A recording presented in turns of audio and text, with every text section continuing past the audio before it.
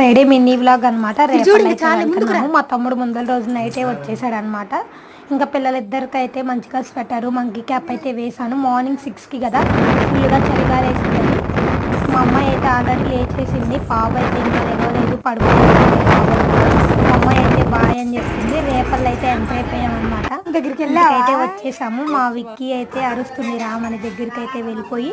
తర్వాత బ్రేక్ఫాస్ట్ కింద దోశలు అయితే వేశారు మా మమ్మీ. దోశలు అయితే తినేసి కాఫీ కూడా తాగేసాము. ఈలోపు స్వామి అయితే ఇంటికాడ నుంచి బయలుదేరుతున్నారు, బాబాయ్ స్వామి. ఇంకా గుడి దగ్గరికి అయితే వెళ్తున్నారనమాట, శివాలయానికి.